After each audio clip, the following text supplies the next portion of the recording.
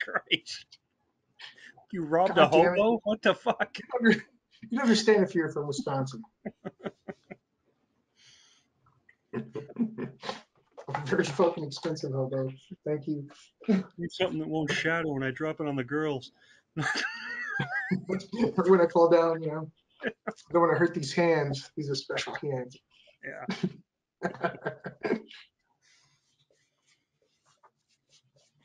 Okay.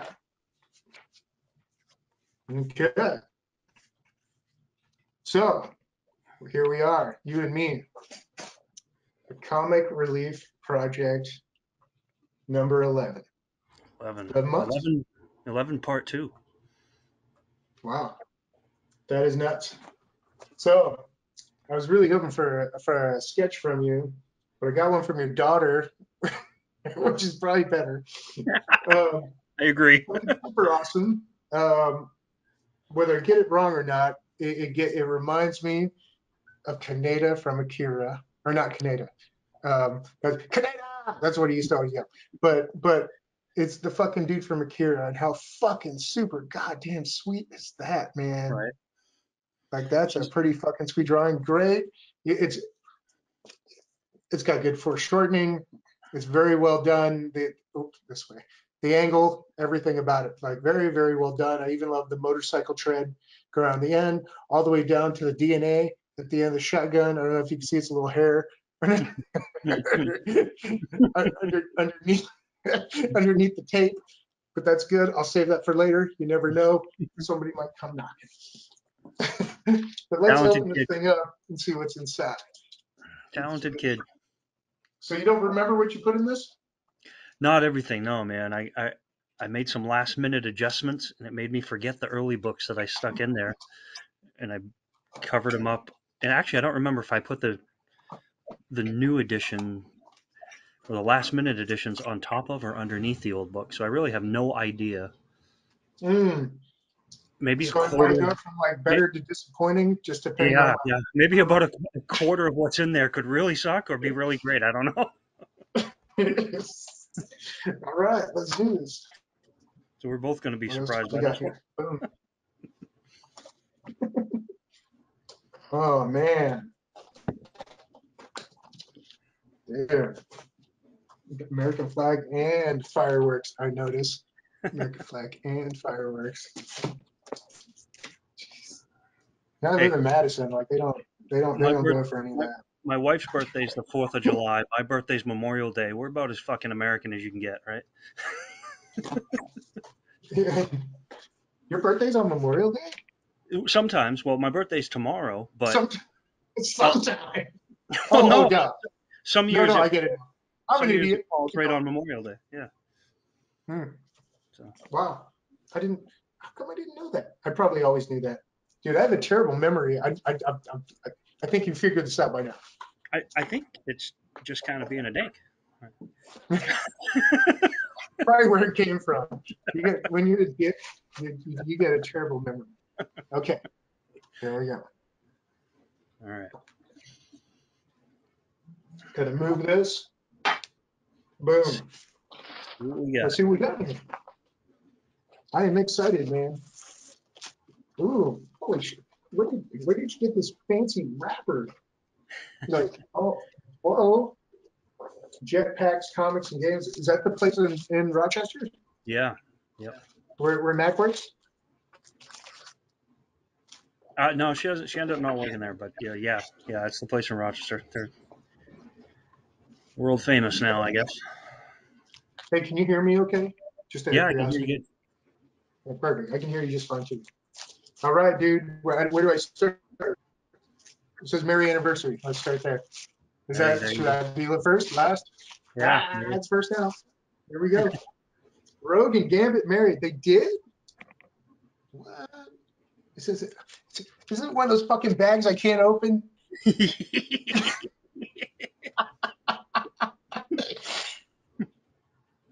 Wow, you prick. Okay. Okay. Well, here you go. So I can share with all of you without actually being able to, like, man, the suspense, it's mine too. So, apparently, Rogue and Gambit married in X-Men number 30, Gold. I don't know if they made a new series or if this is the one from the 90s or what. I guess I'll never Yeah. know. So this is one of the ones. You have anything you'd like to say about this? This is one of the ones I know very little about. So I I got it for you because obviously that's the theme, right? It's a marriage issue. All I know is that Kitty and Colossus were the ones that were supposed to get married in that issue. They actually walked down the aisle. And the whole issue before that, and the whole three quarters of that comic itself, all lead you to believe that Kitty and Colossus are getting married. And then all of a sudden, at the very last minute, there's a bait and switch, and somehow Rogue and Gambit get married. Total bait and switch. I have no idea anything else about it other than it was a really shitty story, but It's like it an fit. AVN swingers convention Yeah, in Vegas or anything else. it fit the theme of anniversary, so you fucking got it. Ron Jeremy jumped out the back. Crazy. Yep, I never even heard that. Okay, well now we know there's a real theme here going on. What? This didn't happen. Okay. Black Panther and Storm get married, apparently. I that's am right. way behind on my comics. Um, okay, so here we are. Got Black Panther and Storm. I'm going to put it over here Yep, so that you can see the real version. and that The one's legit. They really did get married. So No way. Wakanda. No way. North Star and Kyle, I'm going to, Jinadu? yep, Is that a D? yeah, Xanadu? yep. Jenadu. Xanadu? Xanadu. So Kyle now, Janadu. So North Star and Kyle Janadu get married. yeah, What I do know about this, I do know something about this actually. It was one of the earliest um, like gay relationships in comics. No? yeah. I mean, so Like, like North from what I Star. remember from the 90s, like Shatterstar eventually became gay. North Star, God, there was like a couple of others. Yeah. So what happened was, oh, are It's we over still here. on? Yeah. So all right. So what happened was uh, North Star was created by John Byrne and Chris Claremont back in 1979. So his first appearance was X-Men number 120, and that's when they created Alpha Flight. And the only reason they created them was to have a team to fight against the X-Men. That was 79, and then it wasn't until 83 that Alpha Flight got their own series. And in Alpha Flight 106 in 1992, that's when he was finally allowed to have North Star come out as gay.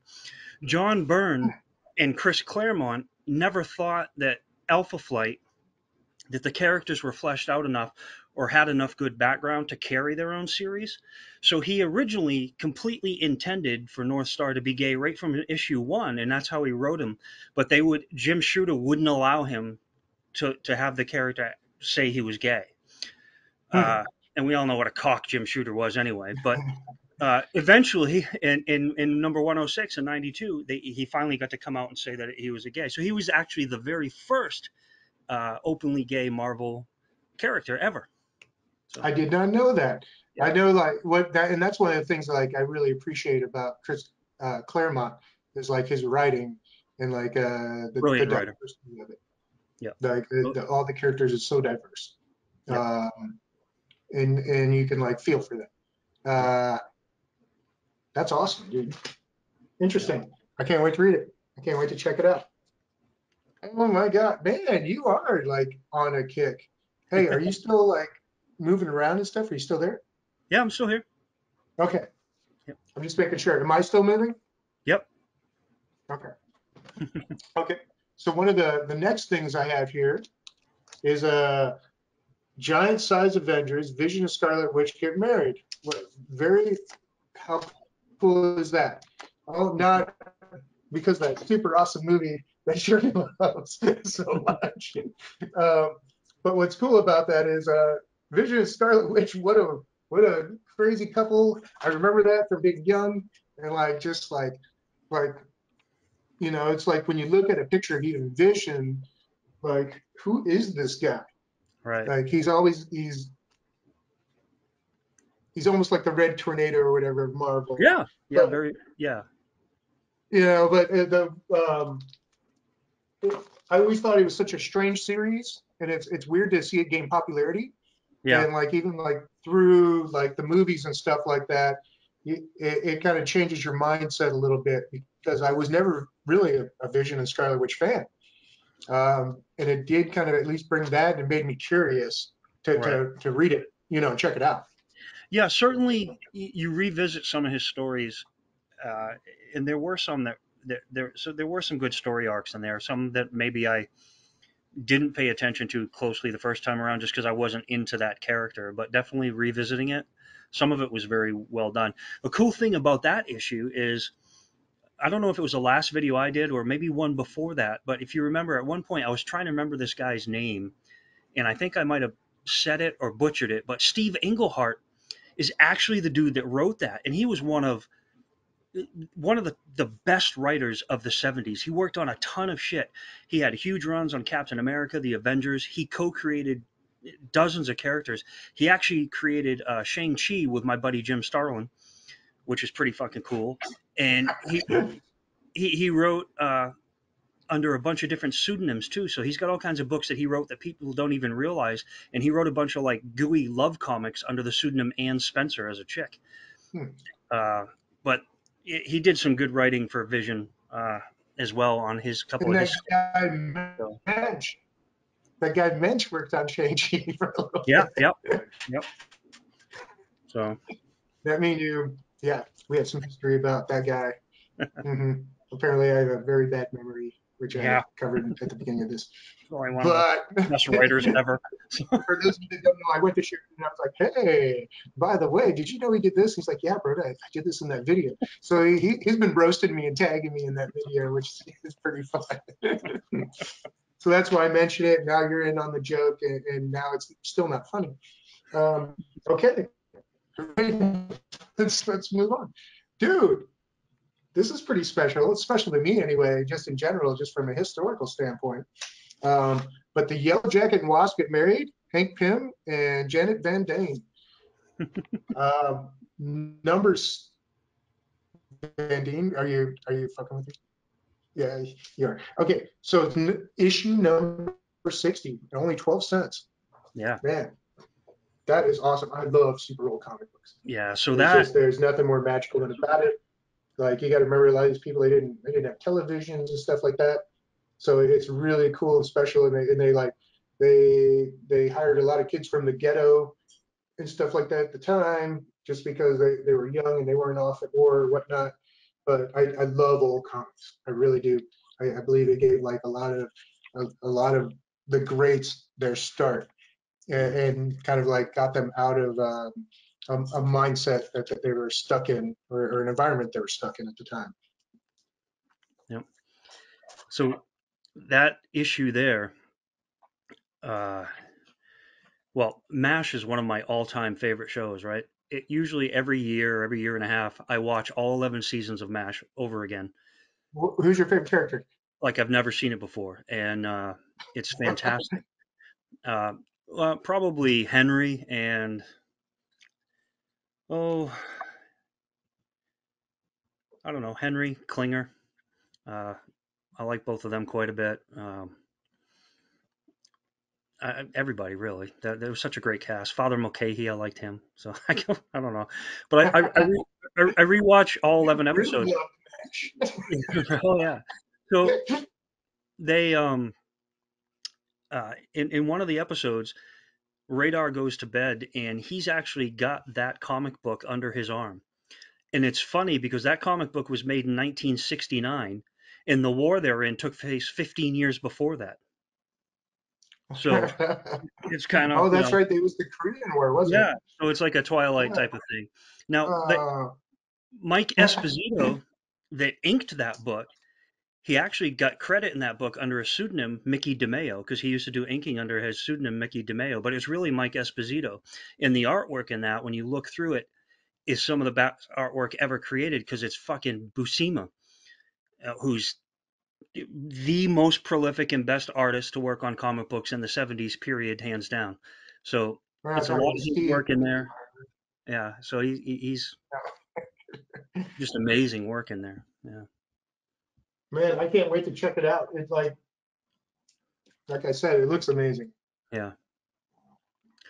It I really mean, does. Like, I mean, kids will never understand until like yeah, they pick one up and have it in their hands and realize how long it's been around. Like 12 cents. What the hell can you buy for 12 cents now? For right. real. Fucking nothing. Yeah, You know, 12 pennies? I don't fucking know. right. Okay, let's move on. Ah, I think I might have this one, but if not, it's definitely an iconic comic book. Uh, Peter Parker and Mary Jane get married.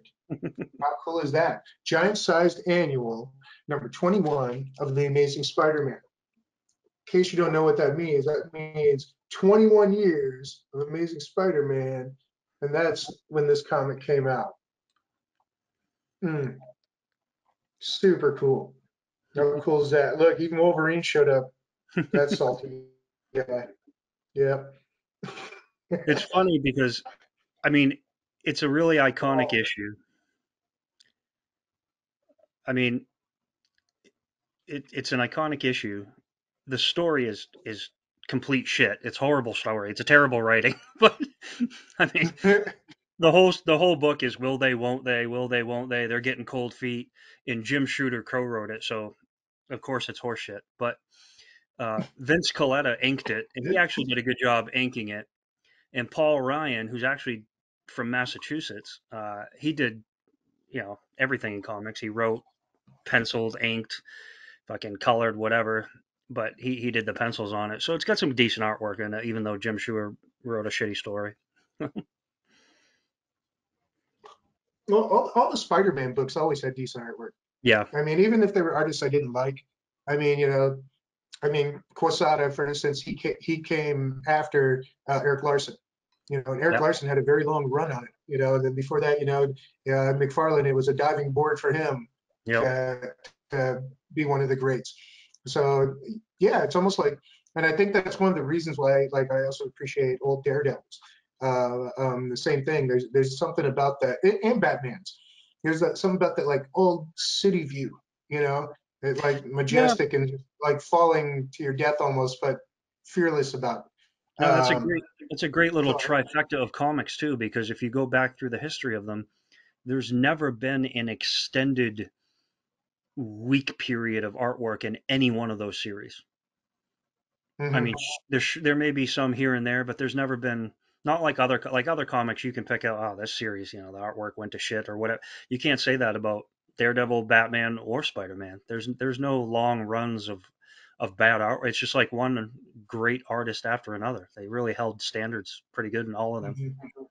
And like almost like a lot of underappreciated artists because like you look at some of that work and it's like I mean just like the anatomy work alone like it's just these are professionals and Yeah, there's a reason why they are professional. Like when you right, really see their work on its own, a lot of people can talk or whatever, but can you really do it to that level?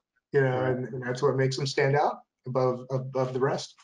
Well, like we were talking about the other day with the Batman example, right? You had that whole run of all these artists on Batman that were just all the artwork is. If you hold it up to any other comic, it's amazing artwork. You got Aparo and all these other people, but every now and then you had these super famous guys that kind of just took all the limelight, and people didn't realize or don't Yeah. acknowledge just how great the art was in between people like Miller and McFarlane and whatnot. Well, you still had the art was still just as good in between that. It didn't have those big names attached to it. But Yeah, and all it would take is like one issue, of yeah, doing a cover, even not even the inside. right, Um, um, Although back then they tended to do the inside also, where if they were going to show off, they were doing the cover. Where I notice now, like a lot of artists they only do just the cover, and yeah, they still don't do the inside, which is just right. like a big tease because it's like I love your art, but I want to see a comic by Right. Well, that's like if you go back. This brings me back to Buscema again. If we're talking like that Avengers book, I, I know I'm not like a huge fan of Stan Lee, but Stan Lee said Buscema is the best writer he ever worked with ever But there's books and runs where Buscema did the writing, the inking, the penciling, the coloring, all of it, which is crazy. And he used to do a lot of the plotting, That is. writing, and inking on all of the Conan books. In fact, all the best Conan art that's ever existed in any of his runs was done by Buscema, and he did the same thing. He played both sides of the ball, which is really pretty impressive because when you think about how much work it is just to fucking pencil one comic, let alone plot it, write it, color it, all that shit. And Conan was special in the first place because a large majority of it was black and white. Yeah, So they had to rely, even though the cover was always painted, usually the inside was black and white. In the magazines anyway, which is mostly what I collected. Um, so it was like it was a different world they had to illustrate. It was like almost like they were fantasy worlds of living out in the jungle and things like that. And like, but to great detail and depth, like you were almost really there. yeah, yeah. To bring together or to bring to light environment in black and white so that you still feel part of the story. That's talent. You're reading a good artist if you're doing that. Like you said, if he can make black and white feel real and you get sucked in, they did their fucking job. So Hey, in the world of 8 and 16 colors of the 80s. right, But no, all joking aside, yeah, it was very special. Barry Windsor Smith, like he had great like black and white, just strong inks, line drawings, and things like that that like really sucked you in. And of course, classics, Joe Kubert yeah. and things like that. But look at this one. This one says, "Yep, just awesome. Probably should have kept them."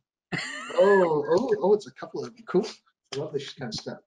I know. I bet you wish you kept them, especially after the other day when I told you I don't read any of my new comic books. Oh yeah, I saw your eyes. I thought your head was going to explode. Um, I read old comic books though. I just don't read yeah, the new shit for some reason. And it's not that I don't want to. Like I said, I do eventually get around to it, but it's a different world. It's like I yeah. wish I could just put it all in my digital fucking format and read it, but then I take a sticker off of it, and is it worth the same with the sticker in or off of it? And all this dumb shit, that you go through when you try to like value pop culture. Right. But all right, here we go.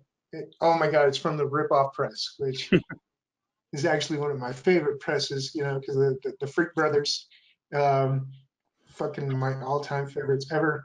Fat Freddy's Cat. I'm into rip-off press, huge. So, and that's these old 60s and 70s comics.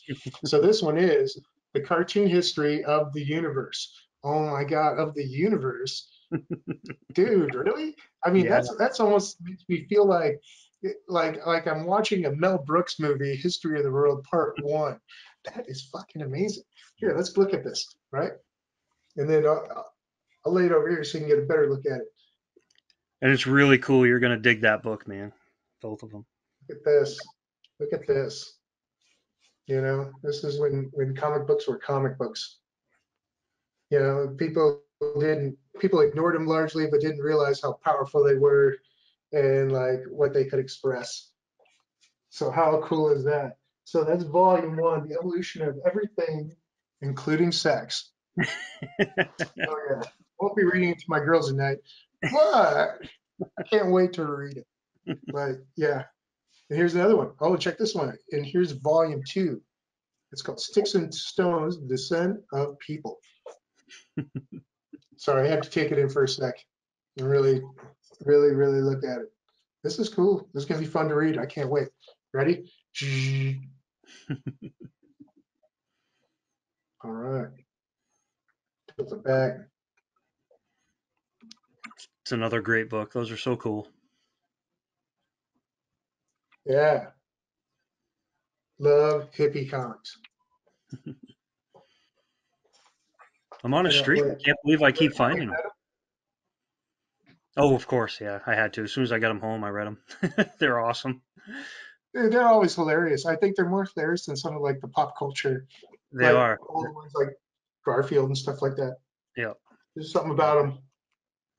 they're great. I'm on a streak. I can't believe I keep finding them, and it's never on purpose so far. You, you are so lucky you live in that part of the country where they're just, you have lots of antique shops and things like that to find these old kind of comics because they're super rare, but I love them. Like I Yeah. love them Yeah. because there's just something about them that's that old black and white art, between brush, makes you feel like you're in high school again. Yeah. And it's just like the counterculture of it all. It's beautiful. Right. It's like the type of comic like some dude stuck in your hand behind the gym or something. You know what I mean? Yeah. Here, you got to read this. Yeah. Yeah. That's just fucking great. I It'll love it. change your perspective of everything.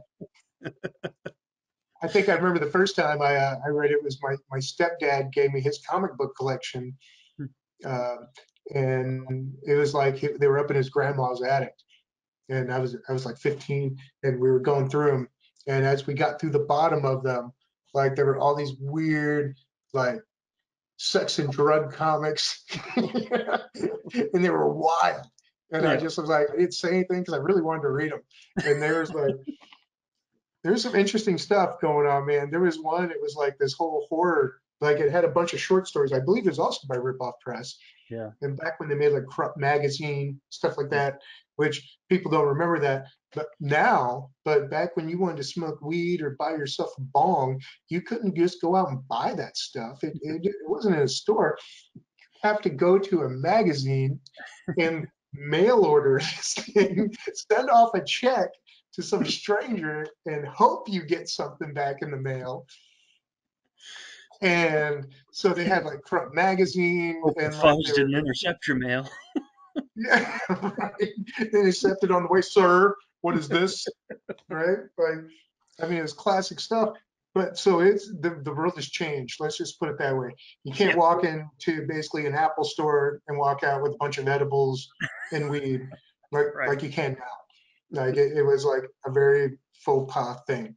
In fact, when I first went to college, I had to hide my weed in my stereo after I screwed it back on to drive across country to go to art school in Dallas, Texas. And let me tell you, I'm glad I did because right at the border of New Hampshire, I got pulled over that day. And I said, "Sir, is there a problem?" He says, "I see you have a Grateful Dead sticker and you're driving a Super Beetle." And I'm like, yeah. He goes, "And you just got your like license renewed. Why'd you do that?" And I'm like, "Because I'm driving across country and I want to drive with this suspended license and I'm brown and my name is Broda. Like, every fucking reason back then you could take me to jail, you had." Right. And so he literally made me stand on the side of the road while he went through my entire fucking vehicle.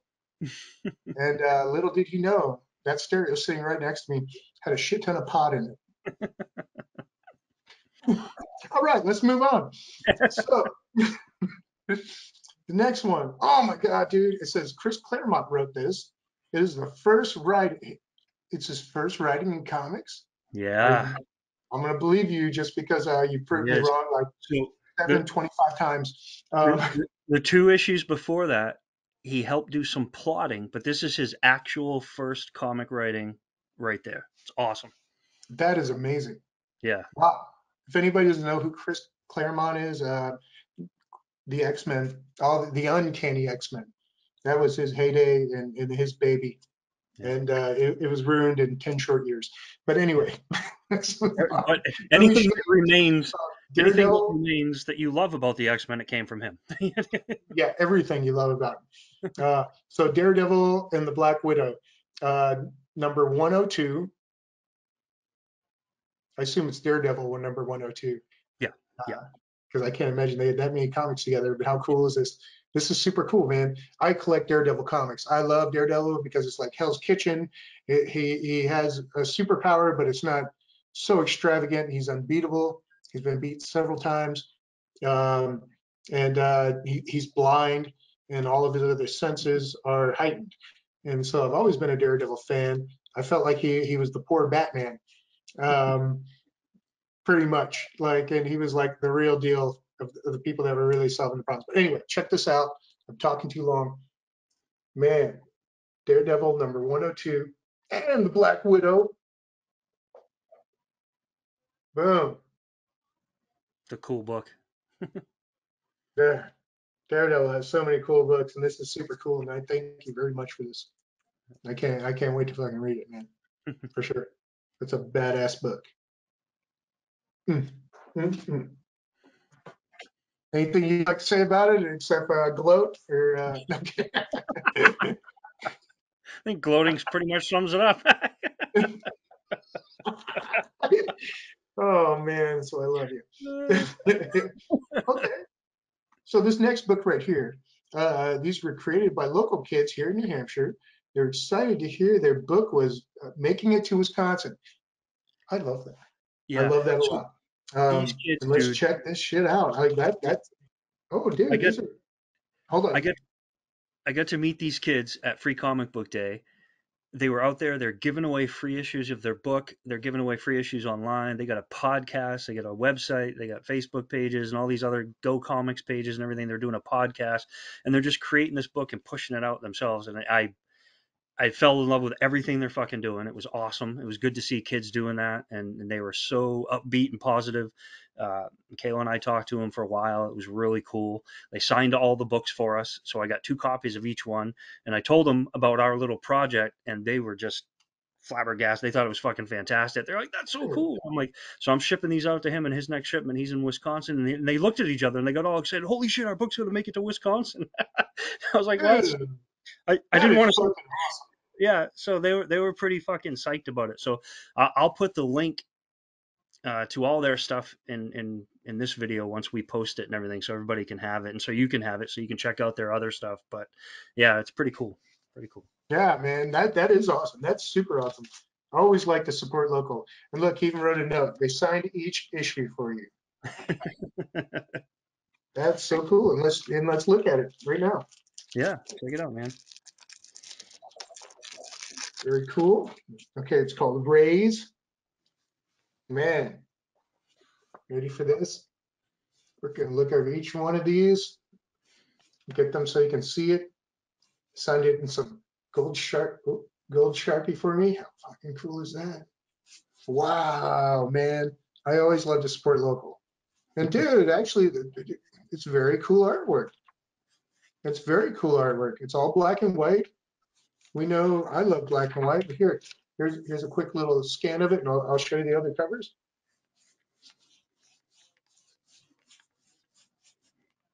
So these guys aren't hacks. They're really doing it. I love it. I love it. Yeah, Love it. Love it. yeah, I'm a huge fan of indie, and you know, anytime you can do something that I haven't done yet, that I've been trying to do for years, I've always been a fan of that kind of stuff. So that's super, super, super cool to yeah, have something so special like that. yeah. And here, I'm going to show you the other ones, And it's and a I'll put them up super, on the screen too, so you guys can all see them. There we it's go. a I got to super, lean it a little bit. super Lean them young down. group, super young group of kids, and they're doing great. You can see their growth in it and everything. They're just pretty excited to see what they're gonna do in the future with it. How young were they? Were they like high school? If not high school, then just out. They No were they shit. were young. Yeah. That's badass, man. I know you're a fan of that kind of stuff. Oh, Because we've absolutely. been trying to do that for how long? Right. Like for real. So that's awesome. Man, good quality. You'll Man, notice this that is pro work. I think one of the books in there is bigger than the others. The printer screwed up on them and printed one the wrong size, so they have like one magazine size. But Oh that's yeah. been that's It's okay. yeah, That's that's okay. already corrected. Because It's when already they go to reprint it a year from now, it's gonna be right. like, no, I got one of the originals, and Exactly. it's the one with the error. Yeah, look at that. Yeah. Still cool as hell, man. Still Yeah. cool as hell. Thank you very much for all of these. And I can't wait to show everybody. All right, man. So this concludes the Comic Relief Project number 11. 11. Next month is so now is 12 technically one again, or no? Is that the month after that is technically when we started? It's a good question. So July is when we started, right? Yeah. So June will be 12, and then we start back to one. Yeah. Yeah, yeah. Wow. Sorry. I can't believe it's been a year already. It just doesn't seem like a year, right? It's nuts, man. I've never done anything for a year in my life. Not positive. No. Jesus Christ, I can't work out for 2 weeks. That's what you probably ran home tonight or some crazy. Probably checking your phone and typing while you're running, I bet. No, fucking, I can't believe we pulled off a year of doing this. So I don't know. I'm excited. We'll look forward to another year of it. It just keeps getting cooler and better. Yeah, yeah. We got more to share. Till next time. Right on. Watch Top Knot.